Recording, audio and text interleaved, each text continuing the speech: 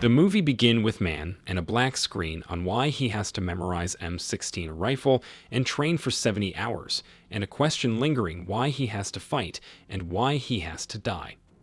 Everywhere there are guns, people are shouting, and every moment and motion matters.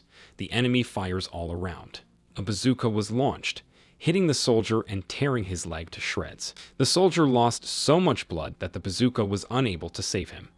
The soldier was being reprimanded by a sergeant who was trying to explain something to him.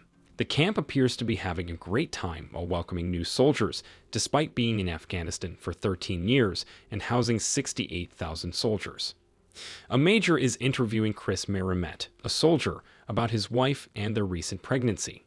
Chris mentions that his wife has been with him for 8 months, and the major replies he would miss it. While they are discussing Chris's promotion to squad leader and the major's congratulations, he asserts that Corporal Kettner, who holds the same rank as him, is superior to him. Additionally, he rationalized that he had already served 4 years in the military and that he was just going to terminate his contract. The major says that he could think about it sometime, and Chris responded that they haven't talked about it with his wife. The following day, Chris's squad is discussing potential squad leaders, what those leaders could be like, and how they approach leading. Curious, the squad asks Chris, who replies that it was him.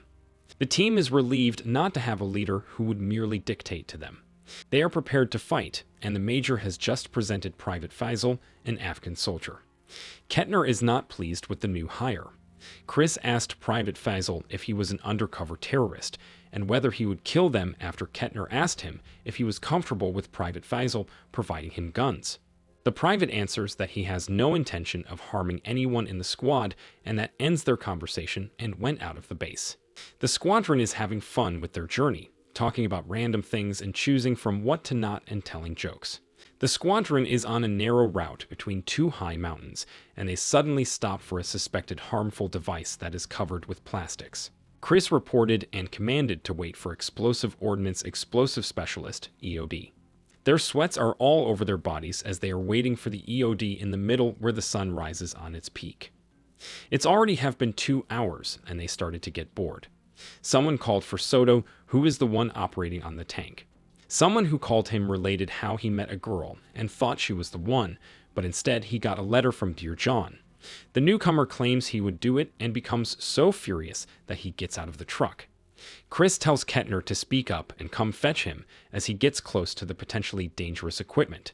Regardless of Corporal Kettner's words to Private Faisal, he keeps observing the suspected object. Suddenly, a man carrying a cell phone and dressed as a camel approaches and raises a disturbance. Private Faisal is warned by Corporal Kettner not to drop the object the man is holding, or else he will shoot straight, pointing the rifle at him. Private Faisal says to relax because he is just a man who is passing by, and Kettner repeated himself, and Private Faisal talked to the man on their language, and when the man drops his cell phone the tension is now okay, but then when Private Faisal is to inspect the suspected item, he says that it is just a wrecked radio, and then Private Faisal continues to dig because he is still curious and found 2 explosives. Chris advises against using the explosive, but Private Faisal will cut the wire despite Corporal Kettner's threat to shoot him if he disobeys. Chris got out of the truck and expressed his displeasure at what Private Faisal had done. He immediately rushed to Private Faisal and chastised him, telling him that such a thing should never have been done since it might have killed him.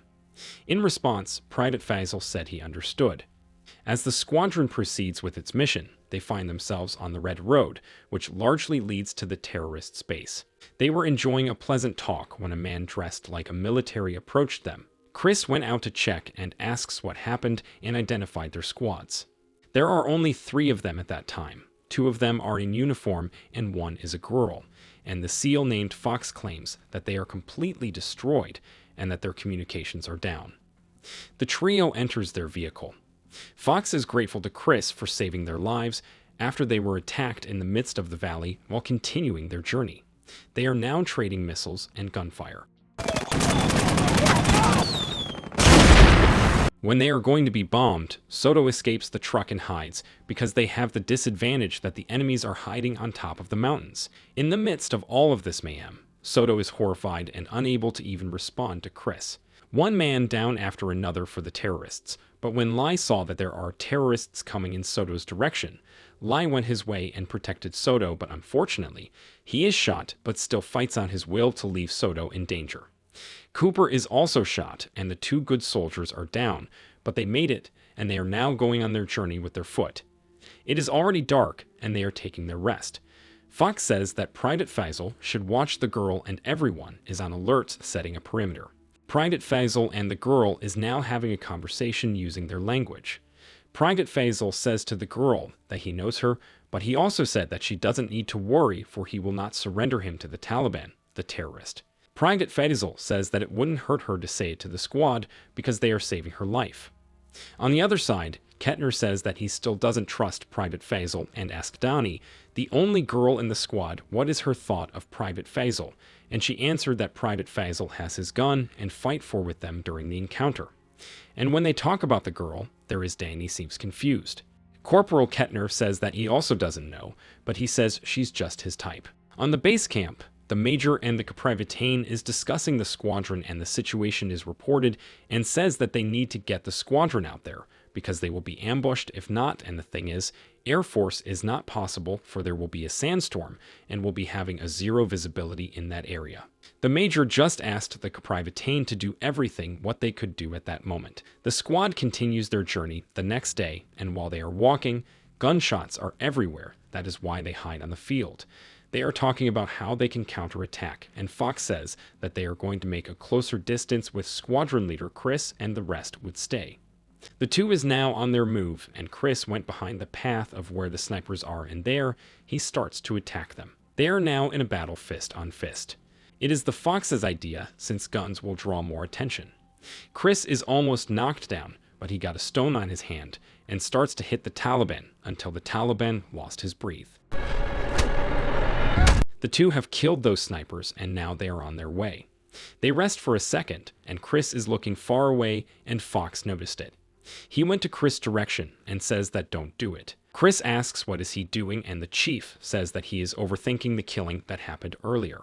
Fox explains that it is always a matter of life and death. It is either he will live or he will be the one who will be dead. They continue on their walk after that rest, and Fox senses that their way could be dangerous, because he says that wherever there are fields of opium poppies, there will be Taliban. And after a few minutes, a vehicle arrived, and there an encounter happens. Fire guns are flying everywhere, and the squadron had some trouble of fighting those terrorists, and then suddenly, the chief goes shot twice, and he is now down on his knees. They have cleared the encounter, but Fox is in a very bad condition. Fox says to Chris that he should bring Anush, the woman, to the city. Kettner went to him, and he says to give him a minute. Then he decides that they are going to continue to keep Anush safe until she reaches her destination. Kettner says that she is not even their mission, and Chris just replied that as of that moment she is. They are now near the city, and Chris says that they should be alert on their toes, and they are checking all doors and windows of the place if they are clear. Dani caught someone who is recording them. Then suddenly, men with guns came from a door, and Chris asks Faisal to translate in order to get their weapons down, and so did they. Chris asks what the men are saying, and he says that they are inviting them inside. They went in, and they are now having a conversation, while Chris always reminds them to stay alert and report if there is any suspicious movement outside. Chris refers to their condition as the calm before the storm, and Kettner says he didn't want it because of how quiet it was. The Taliban then arrived in the area and prepared themselves by defending Anush. Using their firearms, the two groups appear to be expressing that whoever is the last man will prevail.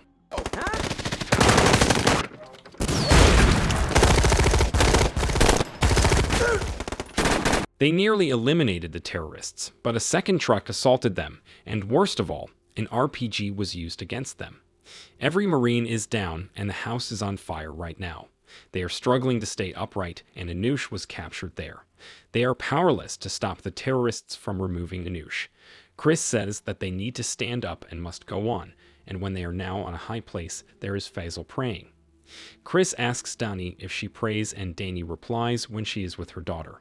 Kettner asks why they are saving Anush's life, even if it is not in order for them. Faisal just replied that she is a symbol to their country, and because of her, The people of Afghanistan have seen hope when she stood up for what she believes, and even if it hurts her in the end because the terrorists killed her little sister, she is still trying to survive. Chris says that they need to get Anush back, and he will never let a woman die, and they are going to get her at dawn. Faisal says where might be the terrorists taking Anush, and then they went there and follow Faisal's lead. They are now inside, and a prayer of the Taliban starts. Anush is now tied, and the squad is on their move sneaking. Chris says that they need to keep low, and they will not use their gun as necessary. They are now inside and figuring where Anush is until they are caught. Fire guns are now everywhere, and Anush yells for help, which helps Chris to locate her. They are now on their way, but Faisal and Kettner can't pass the place, and there, they decided to be left and tell Chris to keep going. Chris, Donnie, and Anush struggle to get out of there, but fortunately, they managed to do so in a car as Faisal covered Kettner's wound from the gunshot. And they have reached a consensus on something for the first time. Despite knowing they might not survive, they battle until the very end. As they arrive at their base, the film comes to an end. Chris recounting each and every response to his initial inquiries. That they are, once and for all, Jarheads, and that they have signed their contract for their country, fought alongside others, and made a difference for a better world. Thanks for watching.